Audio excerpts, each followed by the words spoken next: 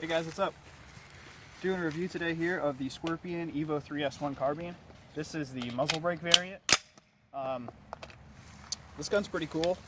It's adopted basically with a 16-inch barrel to make it US legal, but it's used by the Czech military as a submachine gun in its standard configuration. There's a lot of other variants of this gun out on the market.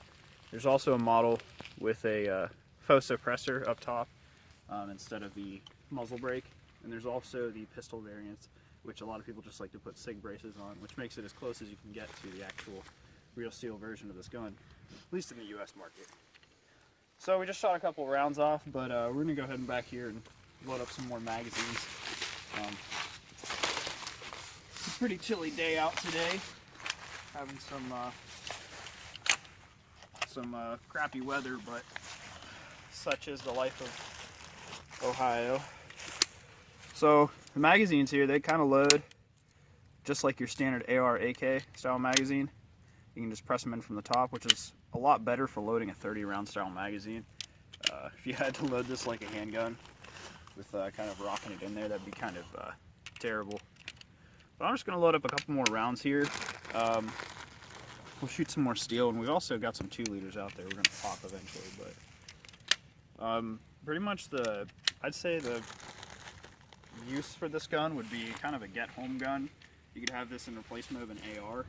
Pistol caliber carbines are kind of really a niche gun already, but it's good to kind of have a weapon that'll coincide with the same ammo as your secondary handgun, such as like this P2000 and a chambered in 9mm.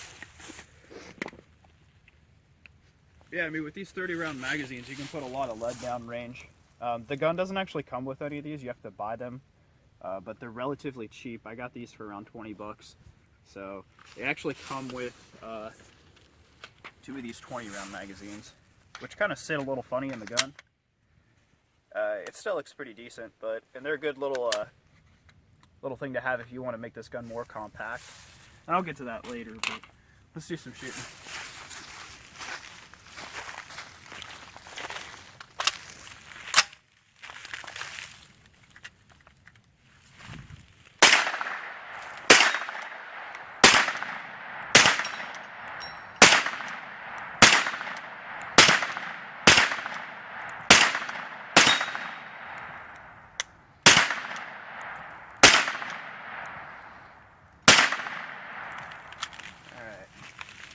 So the bolt does lock to the rear on this gun, as you can see there, and the charging handle is non-reciprocating. As you can see, it free floats, which is kind of nice.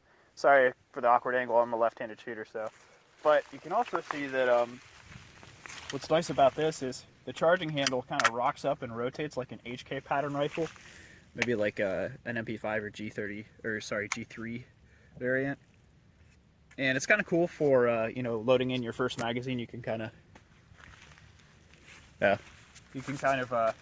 rock it up and just have it seat in there for your first mag, and then just drop the bolt home. Obviously this mag's out of ammo, so the bolt catch engages, which is over here. So really you have 2 ways of manipulation. For a left-handed shooter, I could either come up and sweep down the bolt and it feeds the first round, or I could just do a power stroke, when there's a loaded magazine in, and then it seats the bolt home too. So it's a really ambidextrous rifle. You can also swap out the charging handle to be on this side if you prefer that to, for a right-handed variation. So that's kind of cool. Let's go ahead and load up some more mags.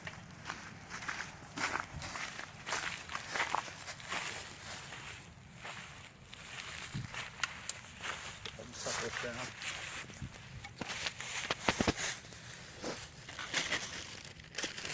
Take a 20 rounder this time.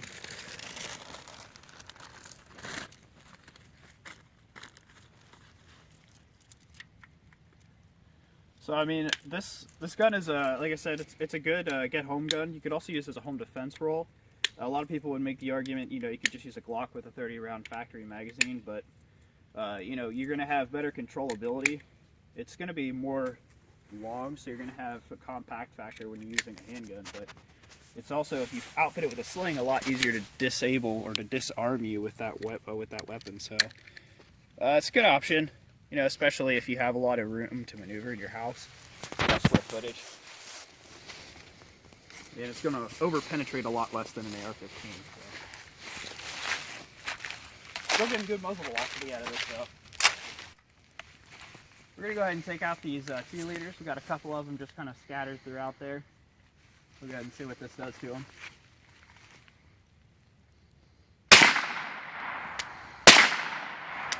Gives them a nice pop.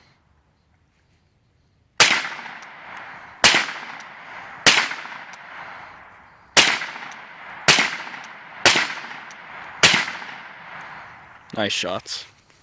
What? Nice shots. Oh, thanks. So, this gun's kind of cool because whenever you get an optic onto it, you can actually co-witness it with your irons very well. For example, I have this Vortex Spark 2. You can kind of see the dot on there if the cameraman gets it at an angle. But it's sweet because you can actually have a co-witness with these low profile sights. The stock is combed just right, so where it kind of hugs a little bit more downward. You can get a really good cheek rest. And you can really have that dot co-witness completely perfectly with these sights. And these sights are pretty good. On the front, it's just a regular M4 style adjustment there. And we also have these serrated for the glare.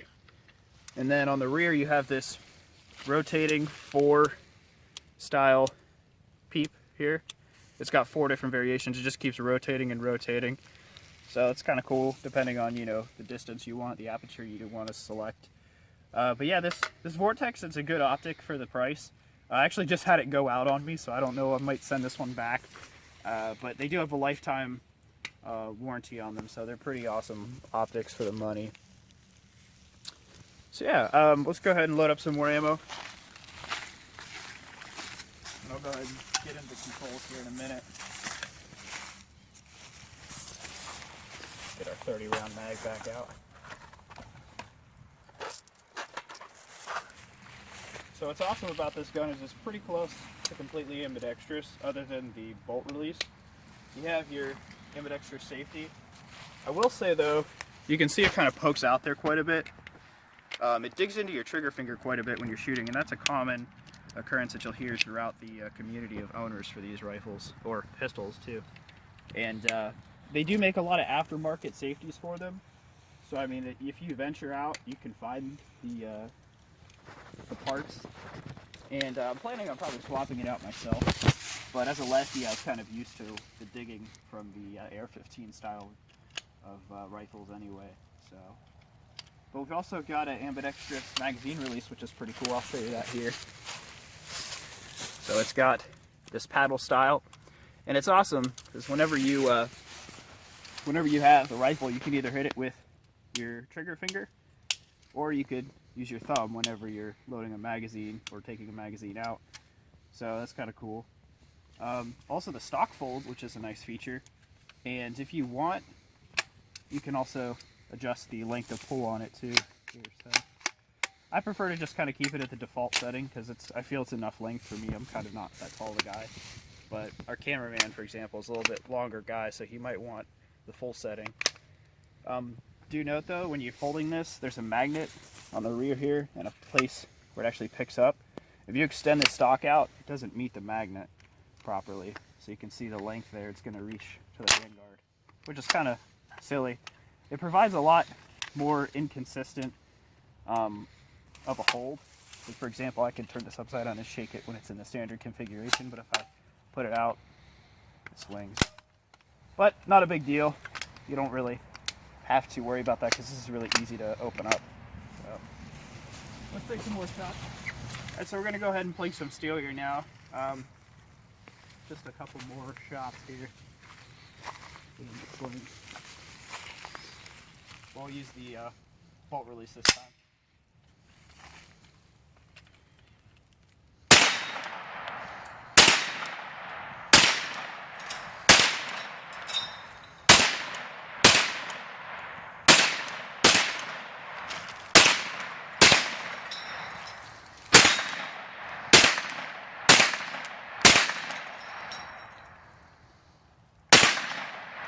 Waiting for our swinging steel target to kind of settle down there a couple shots.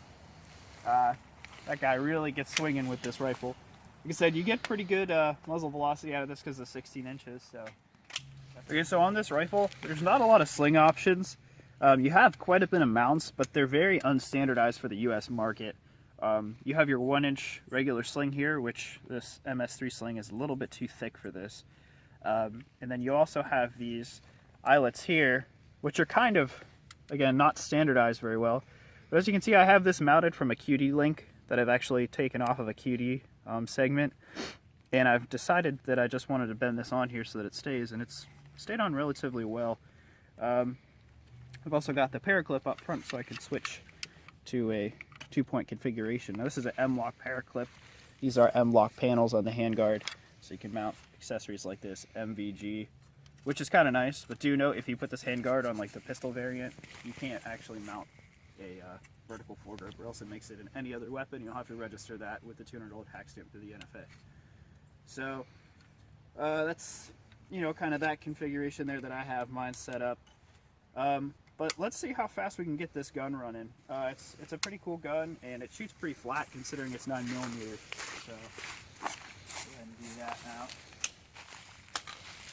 Got a 30-round mag loaded up with some hollow points here, 115 grain hollow points. Go ahead and see how flat we can keep it on target.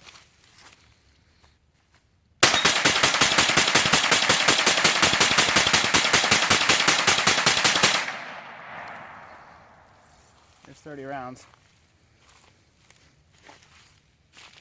So I dug a hole pretty much by the swinging target, because when it gets hit, it swings up, and shots just go right through where you're supposed to be aiming. So it might sound like ting, and then just a bunch of shots.